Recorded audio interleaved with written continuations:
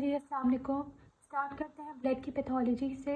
तो हम रॉबिन्स को फॉलो करेंगे। स्टार्ट करते हैं एनीमियास के साथ। एनीमिया की डेफिनेशन, जो बेसिक डेफिनेशन है, इसकी जो मेन डेफिनेशन है वो ये है: decrease in red cell count haematocrit leading to decrease in haemoglobin which results in decrease oxygen carrying capacity of blood.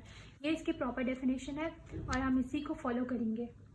इसके बाद हम इसको क्लासिफाई करते हैं एनीमियास को बेस्ड ऑन मॉर्फोलॉजी और इटियोलॉजी। मॉर्फोलॉजी में हमारे पास 3 सब कैटेगरीज आ जाती हैं: नॉर्मोसाइटिक, नॉर्मोक्रोमिक, माइक्रोसाइटिक हाइपोक्रोमिक और मैक्रोसाइटिक। और इटियोलॉजी के बेसिस पे हमारे पास 3 और क्लासिफिकेशन आ जाती हैं। इटियोलॉजी के बेसिस पे हमारे पास आती हैं blood loss anaemia, defective red cell production, and number 3 increase destruction.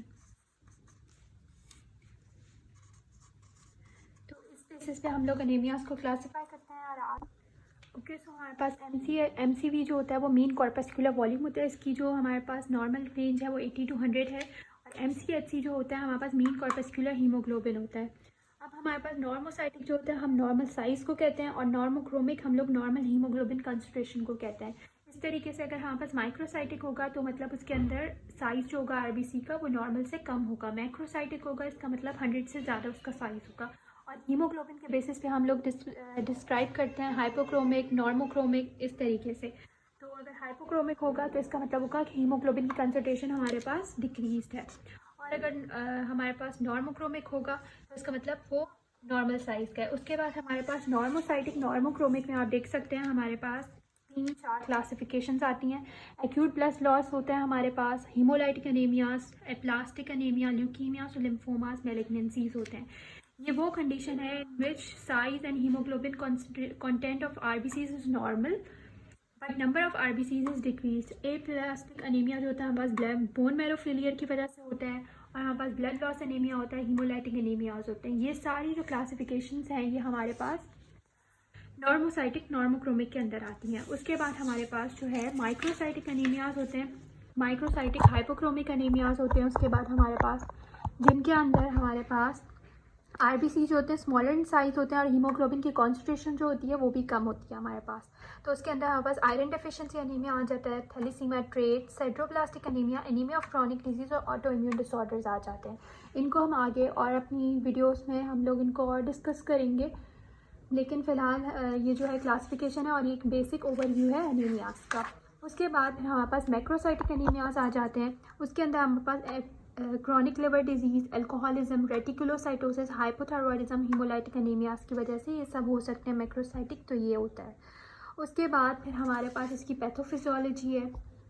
तो उसमें हमारे पास decrease in oxygen carrying capacity of blood हो जाता है हमारे पास। तो extent of change in whole blood volume आ जाता है हमारे पास, क्योंकि जो है मैनिफेस्ट करिए अंडरलाइंग डिजीज़ और कार्डियक एबनॉर्मलिटीज़ की वजह से ये सब हो रहा होता है हमारे पास। और क्लिनिकल मैनिफेस्टेशंस के अंदर हमारे पास हमारे पास टिश्यू हाइपोक्सिया हो रहा होता है, क्योंकि ब्लड जो है वो ठीक से ऑक्सीजन कैरी नहीं कर रहा, और जो हमारे पास ऑर्गन्स हैं उनके पास सही से नहीं जा रहा ब्लड, जिसकी वजह से हमारे पास क्या होता है, फटीग होता है, डिस्पनिया होता है, कॉग्निटिव एबनॉर्मलिटीज़ होती हैं हमारे पास, इस्कीमिक पेन होता है, कार्डियोवैस्कुलर सिम्टम्स होते हैं हमारे पास, जिसके अंदर हमारे पास टेकीकार्डिया होता है, पेल्पिटेशंस होती हैं, कंजेस्टिव हार्ट फेलियर होता है। उसके बाद हमारे पास हाइपोवोलीमिया हो जाता है, hypotension, syncope and shock, hypotension, syncope and shock.